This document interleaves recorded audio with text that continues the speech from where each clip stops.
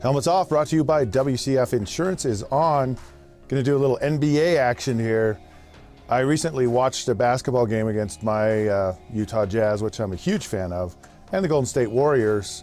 Of course, Golden State is one of the premier teams in the NBA, locked into a second seed in the playoffs.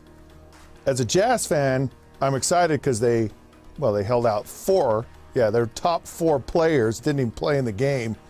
And of course, the Jazz cruised to an easy victory, although it looked kind of scary in the beginning.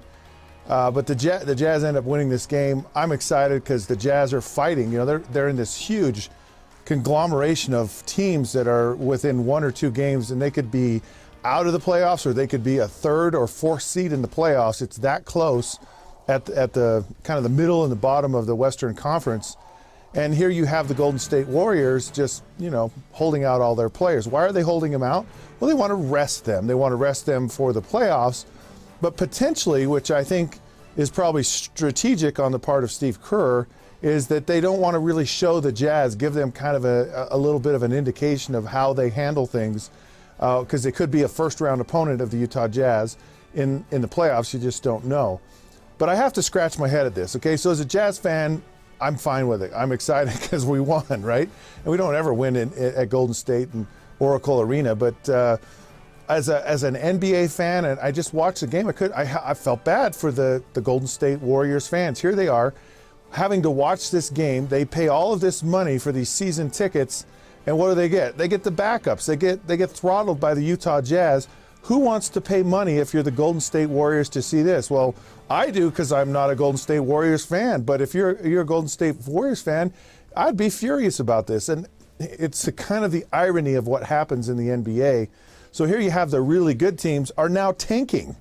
They're tanking because they're just locked into a playoff spot. They want to rest their players for the playoffs because it's really long. And then you have the other teams, which we've talked about before, who are actually tanking on purpose to lose so they get a better draft position, so now they can get in a position to tank when they're winning. All of it I don't like. I hate this whole tanking thing. I hate this whole letting the players rest. These players are making millions of dollars, and it's like, I'm paying a lot of money. I'm a fan. I want to watch the superstars come out and play.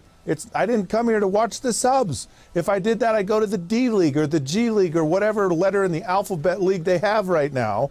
But I'm not going to go and pay my money to watch them tank. So if the issue is, well, the season's long and we want to rest the players, then shorten the season.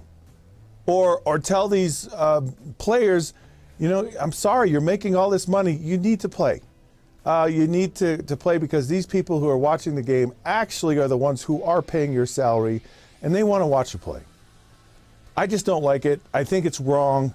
I think the NBA needs to fix this on both ends. I believe they are actually on the tanking issue with teams that are losing. We want to see their best players play and play at their very best and go out and compete to win every single night. And if they can't do that, don't give them as much money, shorten the season, something, but it can't go on like this. This is just ridiculous. It's embarrassing to me. Anyways, Helmets Off is now off. You can text Helmets to 65537.